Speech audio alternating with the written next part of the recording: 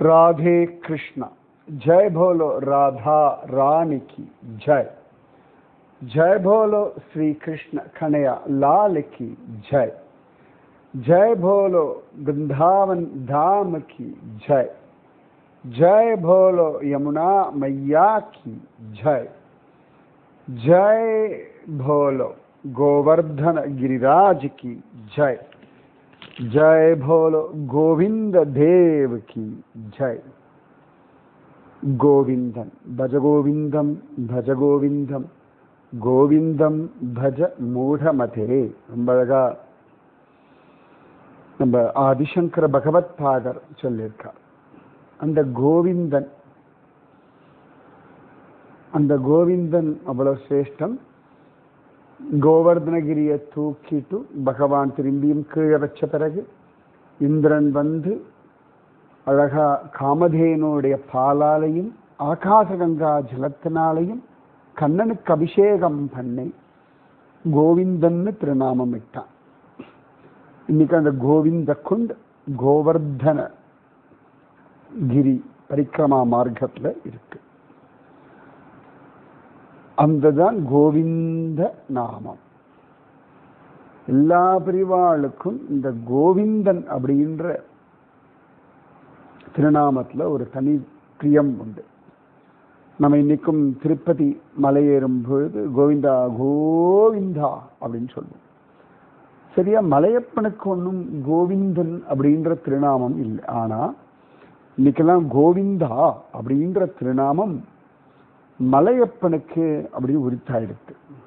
அது எப்படின்னா, தில்லை கோவிந்தராஜன், தில்லை நடராஜன் கூட இருக்கிறவர் தில்லை கோவிந்தராஜன். அந்த கோவிந்தராஜன் ஒரு சிட்டியில திருப்பதியில நம்ம ராமானுஜர் பிரதிஷ்டை பண்றார். அப்ப சுவாமி ராமானுஜர் சொன்னார், மேல இருக்கிற ஸ்ரீனிவாசன் தான் கீழே இருக்கிற கோவிந்தன், கீழே இருக்கிற கோவிந்தன் தான் மேல இருக்கிற ஸ்ரீனிவாசன் சொல்ல கோவிந்தா கோவிந்தா கோவிந்தா அப்படின்ற திருநாமத்தோட எல்லாரும் மலையேறத வழக்கமா வச்சுட்டோம்.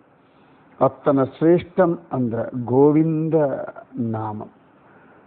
அப்படி அந்த கோவிந்த நாமம் ரொம்ப விசேஷமானவன்.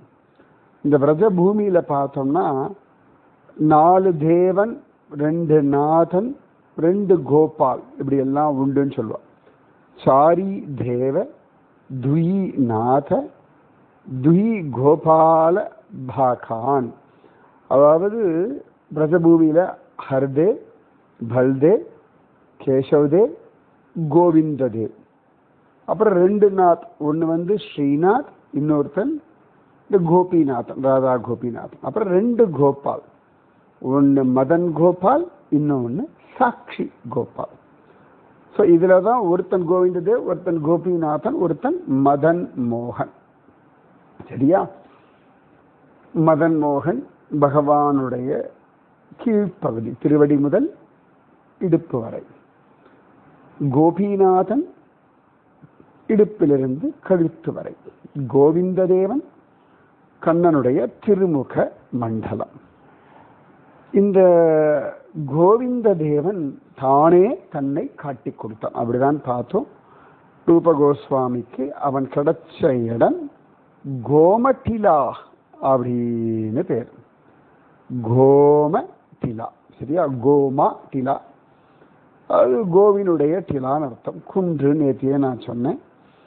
அழகா அந்த கோமடிலால பகவான் அவ்வளவு அழகா காட்சி கொடுத்தான். எடுத்தாச்சு. பிரம்ம வைவர்த்த புராணத்துல சொல்லும் பொழுது புனர் விருந்தாவனே சைவ விருந்தாதேவி பிரசாததः விருந்தாதேவி பிரசக்தாய பூர்ண காமஸ்ய ஹேதவே ரிஷிகேஷோ கரோத்ரூபம் நாம்னா கோவிந்த சம்ஸ்திதः சதுர்தச சமாவஸ்தः அவதாரோ விராஜதே. பிருந்தாதேவியினுடைய அனுகிரகத்தினாலே அவ்வளவு அழகா பகவான் ஜோராக கோவிந்தன் ஆவிர்பவிச்சான். அவன் பிருந்தாவனத்தில் 14 வயசு அழகான நவகிஷோர ரூபத்திலே காட்சி கொடுக்கிறான் அப்படின்னு ரொம்ப அழகாக சொல்றா. சரியா? இந்த கோவிந்த தேவ் கிடைச்சோடனே நம்ம ரூப கோஸ்வாமி சைத்தன்ய மகாபிரபுவுக்கு விஷயத்தை தெரியப்படுத்துகிறார். அப்போ சைத்தன்ய மகாபிரபு அழகா காஷீஸ்வர் அவரை போய் நீங்கள் பார்த்துட்டு வாங்கோ அப்படின்னு சொல்ல அவருக்கு வரத்துக்கு மனசு இல்லை. சைத்தன்ய மகாபிரபு விட்டுட்டு போகிறதுக்கு மனசு இல்லை. இப்படி ராமானுஜரை விட்டுட்டு போகிறதுக்கு வடுக நம்பிக்கை மனசு இல்லையோ அந்த மாதிரி சைத்தன்ய மகாபிரபு விட்டுட்டு போகிறதுக்கு காஷீஸ்வர் அவருக்கு ஆசை இல்லை. அப்போ சைத்தன்ய மகாபிரபு தன்னை போலவே ஒரு மூர்த்தியை கொடுத்து இந்த கௌர் கோவிந்தனை வச்சுக்கோ, இவன் வேற நான் வேற இல்லை, கிளம்பு அப்படின்னு சொல்ல அழகா இந்த கௌர் கோவிந்தனை ஜம்முன்னு இந்த காஷீஸ்வர் அந்த பிருந்தாவனத்துக்கு வந்து அந்த கோவிலில் வச்சுட்டு அழகா பூஜை பண்ணார் அப்படின்னு இருக்கு. சரியா? கருட கோவிந்த் வேற, கௌர் கோவிந்த் வேற. பிருந்தாவனத்துல கருட கோவிந்தன் ஒருத்தன் உண்டு. இது கௌர் கோவிந்த், கௌர ஹரி, வெள்ளையான அப்படின்னு அர்த்தம். சரியா? அப்படி இந்த ஜோரா இந்த கௌர் கோவிந்தும் வந்தான் அப்படின்னு இருக்கு. இந்த கோவிலை கட்டினது ராஜா மான்சிங். சரியா? அவர்தான் அவ்வளவு அழகாக ஜோரா ஒரு கோவிலை கட்டினார் அப்படின்னு இருக்கு. அந்த கோவிந்த தேவனுக்கு எப்படி ராதாராணி வந்தான்னு சொன்னேன். ஒரு சந்தர்ப்பம் அது இன்னொரு கதமாக காண கிடைக்கிற விஷயம். ஒரு புருஷோத்தம தேவன் இந்த பிருந்தாவனத்தில் வந்து மதன் கோபால் கிடச்சிருக்கான், கோவிந்த தேவ் கிடச்சிருக்கான்னு ரெண்டு பேருக்கும் ராதாராணி இல்லை அப்படின்னு தெரிஞ்ச உடனே அப்போ அவர் பார்த்தார்.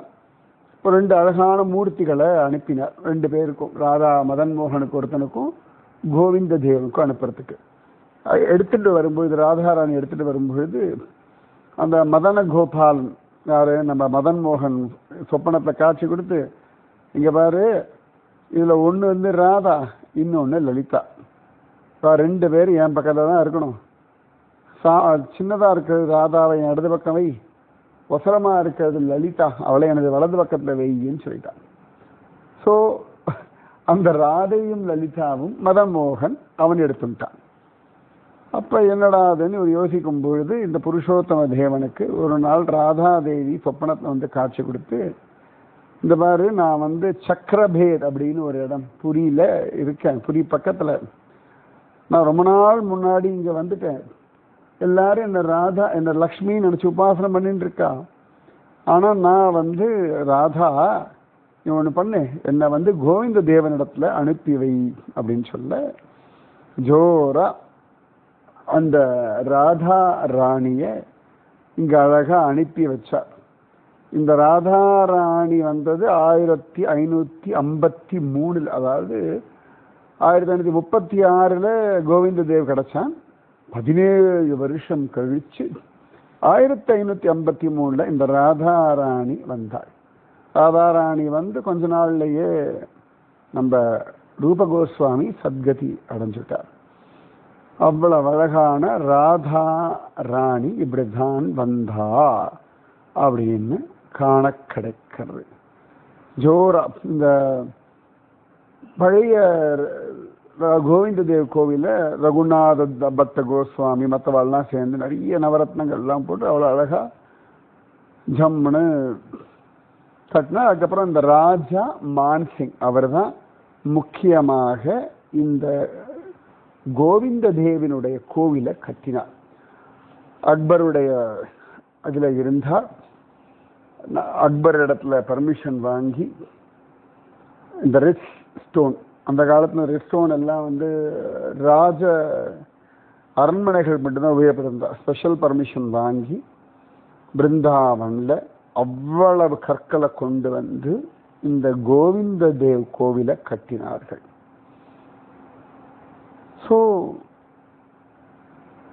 7 மாடி ஒசரம் கட்டினான். பிரம்மாண்டமா இருக்கும். நிஜமாவே நாம உள்ளுக்குள்ள நின்னா வச்சுக்கோங்களேன், அதோட சீலிங் ஹைட்டே வந்து ஒரு 50 அடிக்கு மேலாம் இருக்கும். ரஃபா அவ்வளோ எங்கேயோ இருக்கும். நம்ம நோண்டு இருப்போம். அவ்வளோ பெரிய கோவில், அத்தனை கிராண்டுன்னா கிராண்ட். அந்த மாதிரி 7 மாடி கோவில் அது. நாம இன்னைக்கு போனோம்னா சாதாரண ஒரு சின்ன இடம், ஒரு பேஸ்மெண்ட் மட்டும்தான் இருக்கு. அதுல நான் சொல்றேன் ஹைட்டு அவ்வளவு அழகா அந்த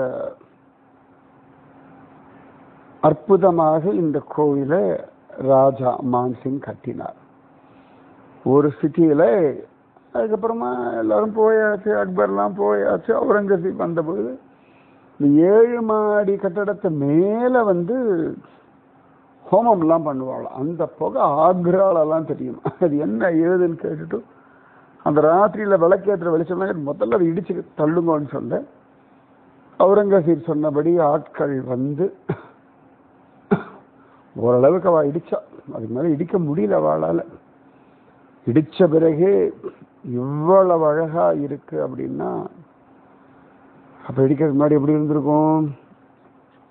அப்படி சிரேஷ்டம் இந்த கோவிந்த தேவ். எல்லாமே ஒரு லீலையை வச்சுக்கோங்க. நமக்கு தோணும் ஒண்ணு, இடிக்கும் பொழுது அப்படி பண்ணப்படாதா, அப்படி பண்ணப்படாதா. எல்லாமே இந்துக்களுடைய மனோபலம், நம்பிக்கை, ஸ்ரத்தை, இதெல்லாம் ஒவ்வொரு பீரியட்ல ஒவ்வொரு விதமாக சோதனைக்கு உள்ளாகும். அதாவது நாம ஸ்ட்ராங்கா இருக்கோம் எப்ப தெரியும் நமக்கு? ஒரு அட்வர்ஸ் சிச்சுவேஷன், ரொம்ப ஒரு சவாலான காலகட்டம், என்னடா இப்படி இருக்கேன் நொந்து போகும்படியான காலகட்டத்தில் நம்முடைய மனோபலம், ஸ்ரத்தை, பக்தி, நம்பிக்கை எல்லாம் அப்பதான் நிஜமாவே தெரியும். நம்ம நல்லா இருக்கும் பொழுது, ஊர் உலகம் கொண்டாடும் பொழுது, எல்லாமே சரியா போகும் பொழுது நம்ம நினைச்சுக்கிறோம் நல்ல நம்பிக்கை இருக்கு. நிஜமாவே அப்பெல்லாம் இந்த சந்தோஷத்தை போயிடுவோம். எதிர்பார்க்காததான் நடக்கிறது, பயங்கரமா இருக்கு, விபரீதமா இருக்கு. அதுக்கு நடுவுல நமக்கு தெய்வ நம்பிக்கை, ஸ்ரத்தை, பொறுமை, விசுவாசம் இதெல்லாம் இருக்குன்னா நிஜமாவே we are the great. இது ஒவ்வொரு காலகட்டத்தில் அப்படி எல்லாம் நடக்கும். இதுக்கெல்லாம் மனசு அசரக்கூடாது. எல்லாரும் சொல்வா இப்படி ஆயிடுத்து, அப்படி ஆயிடுத்து குருஜி. நான் சொல்றேன் ஏத்துக்கோ, வாழ பழகிக்கோ. இது எப்படி நான் ஒரு உதாரணம் சொல்றேன். இப்ப ஒரு பெண் இருக்கா, கல்யாணம் ஆகிறது, தாய்மை அடையறா, உடம்புல பலவிதமான மாற்றங்கள் வர்றது. அதுவும் அந்த பிரசவ வேதனைன்றது ஒரு 15 நீங்க அதை கண்டுபிடிச்சு சொல்லுங்க பார்க்கலாம். எத்தனை எலும்புகளை ஒன்றாக உடைத்தார் போல இருக்கும் பிரசவ வேதனை அப்படின்றது கண்டுபிடிக்கணும். இவ்வளவு எலும்பை ஒன்னா ஒரே சமயத்தில் உடைச்சா என்ன வலியோ அந்த வலி பிரசவ வேதனைன்ற. அதனாலதான் அம்மாவிற்கு அத்தனை மரியாதை, மாத்ரு தேவோ பவ அப்படின்னு சொல்றோம். அப்ப அந்த தாய் அந்த வலியை தாங்கிக்கிறா, அதுக்கப்புறம் குழந்தைய வளர்க்கிறா. அதுலதான் அவளுடைய தாய்மையின் பலம் வெளிப்படுறது. அவளுக்கு அவ்வளவு ஒரு மனோபலம் இந்த பிரசவத்திலேயே தானே கிடைச்சுடுறது, ரைட்? அந்த மாதிரி வாழ்க்கையில சூழ்நிலைகள் விதவிதமாக வரும். அது முக்கியமா இந்த மாதிரி ரொம்ப சவாலான சூழ்நிலைகள்ல நீங்க தைரியமா நம்பிக்கையோட இருந்ததான் ஆகும். நம்ம மூதாதையர்கள்லாம் அப்படிதான். இப்ப சத்ரபதி சிவாஜியினுடைய பிள்ளை தர்மவீர் சம்பாஜி மகாராஜா, இப்ப படம் வந்திருக்க செவ்வா, எப்பேற்பட்டவர் அவர். அப்ப அந்த மாதிரி சிச்சுவேஷன். அப்பதான் இந்த கோவிந்த தேவ் இங்க இருந்து கிளம்பி ராதா கொண்ட காமியவனம், அப்புறமா ஜெய்ப்பூர் போயிடுறான். 1669 எல்லாம் இப்படிலாம் ஆகிறது. வெளில போய் அங்கேருந்து கோவிந்தபுரம் 1707, அதுக்கப்புறம் அங்கே அம்பர், இன்னைக்கு அமேர்னு சொல்றோமே, அங்க போய் ஜெய்ப்பூர்ல ஓல்டு கேபிட்டல் ஆஃப் ஜெய்ப்பூர் 1714 வரைக்கும் அங்க இருந்தான் நம்ம கோவிந்த தேவ். அதுக்கப்புறமா அந்த ஜெய் நிவாஸ் அப்படின்ற ஒரு இடத்துல சவாய் ஜெய்சிங் 2 அவர் இருந்த பொழுது 1717 வரைக்கும் ஜோரா சந்திரமஹால்னு கட்டி அதுல கோவிந்த தேவ்ல ஜம்முனல் இருந்தான். அவர் எப்பொழுதுமே தன்னை கோவிந்த தேவனுடைய தாசன் அப்படின்னு நினைச்சுட்டுதான் எல்லா கர்மாக்களையும் பண்ணியிருந்தார். இன்னைக்கு அவருடைய காலகட்டத்தில் அபிஷியல் சீல் ஆஃப் ஜெய்ப்பூர் என்ன எழுதியிருக்கும்னா, மகாராஜாதிராஜ ஸ்ரீ ஸ்ரீ கோவிந்த தேவ்ஜி தீவான் மகாராஜா ஜெய்சிங். அதாவது மகாராஜாதிராஜனான ஸ்ரீ கோவிந்த தேவனுடைய வேலைக்காரனாக, ரெப்ரசன்டேட்டிவாக, திவானாக மகாராஜா ஜெய்சிங். இப்படிதான் அவருடைய அபிஷியல் சீல்ல இப்படிதான் இருக்குமா. அதாவது பத்மநாபதாசர்கள்னு சொல்ற மாதிரி கோவிந்த தேவன் தாசர்கள் அப்படின்னு இந்த மகாராஜா சவாய் ஜெய்சிங் டூ அவர் தான் அவர் முன்னாடி ஒருத்தர் மகாராஜா சவாய் ஜெய்சிங் ஒருத்தர் இருந்தார். ரெண்டாவது இவர் மகாராஜா சவாய் ஜெய்சிங் டூ. சரியா? அவ்வளவு அழகா அந்த பகவான் அங்க இருந்தான். ஜோரா அவன் கூடவே ராதாராணி, கௌர் கோவிந்த் எல்லாரும் அங்கிருந்து அங்க ஜெய்ப்பூர் வந்துட்டா எல்லாரும். அந்த டைம்ல தான் பலவிதமான விஷயங்கள்லாம் நடக்கிறது. அப்ப பிருந்தாவனத்துல காலியா இருக்கு கோவில். அதுக்கப்புறமா தான் பலதேவ வித்யாபூஷன் அவர் புதுசா ஒரு கோவில்லாம் கட்டி அதே மாதிரி பிரதிம மூர்த்திய கோவிந்த தேவில் பழைய கோவில் இருக்கு. அது ரொம்ப சிதிலம் அடைஞ்சதுனால அதில் வைக்க வேண்டாம்னு சொல்லிட்டு இன்னொரு புதுசாக ஒரு கோவில் பக்கத்துலேயே ஒன்று கட்டி அதில் ஒரு புது கோவிந்த தேவனை பிரதிஷ்டை பண்ணி அழகா அவனுக்கு பூஜை பண்ணான். இந்த பையன் ஜெய்ப்பூர் போனோன்னு எல்லாருக்கும் ரொம்ப பிடிச்சவன் ஆயிட்டான். அது தவிர மகாராஜாதிராஜ ஸ்ரீ கோவிந்த தேவ் திவான் அப்படின்னா ராஜா சொன்னதுக்கு அப்புறம் அவனுக்கு இன்னும் ஸ்பெஷல் மரியாதை, ராஜ மரியாதை. எப்படி திருவனந்தபுரத்துக்காரா சொல்வா, பத்மநாபர்லாம் ராஜாவோட சாமின்னு, அந்த மாதிரி இவன். அதனால எல்லா மரியாதையும் அவனுக்கு கிடைச்சது. அத்தனை விசேஷம் இந்த கோவிந்த தேவ். ஒரு ஸ்திதியில இவன் இந்த சொன்ன இல்லையா ஜெய் மஹல் அங்க இருந்துருந்தான். அப்ப ஒரு நாள் இவர் நம்ம ராஜா சொல்லிட்டு இருந்தேன் இல்லையா, அவர் ஆனந்தமா இந்த பகவான கொண்டாடிட்டு இருந்தார். அவர் ஒரு மஹால்ல தங்கியிருந்தார். ஒரு நாள் என்ன பண்ணிட்டான், இவன் சொப்பனத்துல ராஜா கிட்ட சொன்னான், கோபார், இனி நீ தங்கியிருக்கிற இடம் என்னுடைய அரண்மனை, நீ வேற ஒரு இடத்துல அரண்மனை கட்டிண்டு அங்க போயிடு, இனி நான் இங்கதான் இருப்பேன்னு சொல்லிட்டு அங்கிருந்து அவன் கிளம்பி இன்னைக்கு கோவிந்த தேவ் இருக்கிற இடத்துக்கு வந்துட்டான். அன்றிலிருந்து இன்று வரை இந்த இன்னைக்கு கோவிந்த தேவ் கோவில் இருக்கு இல்லையா, சந்திரமஹால் அழகா ஜெய்நிவாஸ்ல இருந்தா. அதன் பிறகு பகவான் சொல்லிட்டான், நீங்க போன அவர் கிளம்பிட்டா, வேற இடத்துக்கு போயிட்டா. இவன் இன்னைக்கு அவன் இருக்கக்கூடிய அந்த கோவில்ல தான், அது மஹால். அதுக்கப்புறமா அவன் அங்கிருந்து கிளம்பவே இல்லை. அது காத்தால போய் பார்க்கணுமே. அந்த ஊர்ல 4:30 மணிக்கு நாங்க போயிருந்தோம். அந்த சின்ன சின்ன குழந்தைகள் எல்லாம் தூக்கிண்டு, புதுசா குழந்தை பெற்ற பெண்கள் மேபி ஒரு 20 நாளோ 30 நாளோ இருக்கும்னு நினைக்கிறேன். அவெல்லாம் தூக்கிண்டு வந்தா இப்படி ஒரு காலம்பரை. எத்தனை யங்ஸ்டர்ஸ் தெரியுமா அந்த கோவிந்த தேவை பார்ப்பதற்கு வந்தது நின்னதும். என் கண்ணிலேயே நிற்கிறது.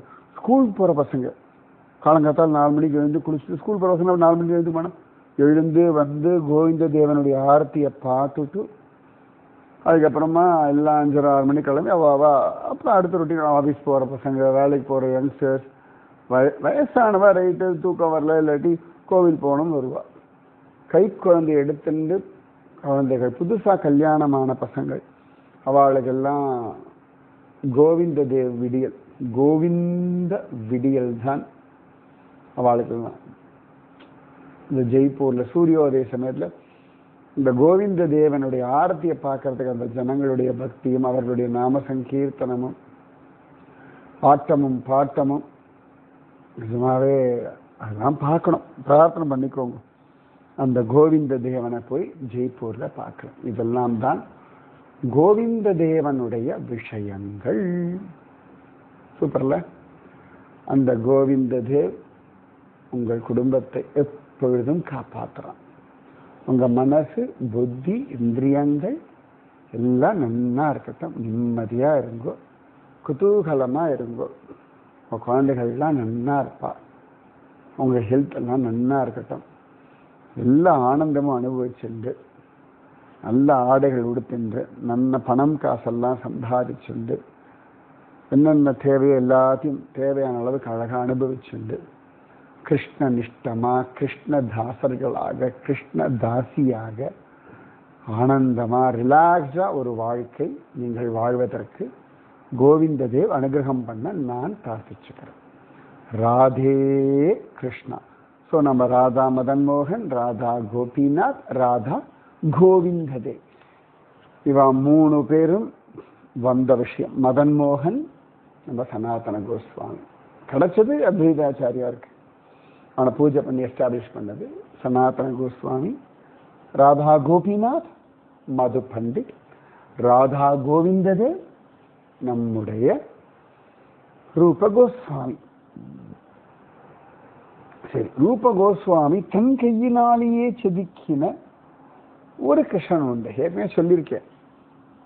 எங்க இருக்கான், அவன் பேர் என்ன எப்படி சொல்றா? ராதே கிருஷ்ணா. जय बोलो राधा रानी की जय, जय बोलो श्री कृष्ण कन्हैया लाल की जय, जय बोलो यमुना मैया की जय, जय बोलो वृंदावन धाम की जय, जय बोलो गोवर्धन गिरिराज की जय, जय बोलो राधा गोविंद देव की जय, जय बोलो श्री रूप गोस्वामी की जय. राधे कृष्ण.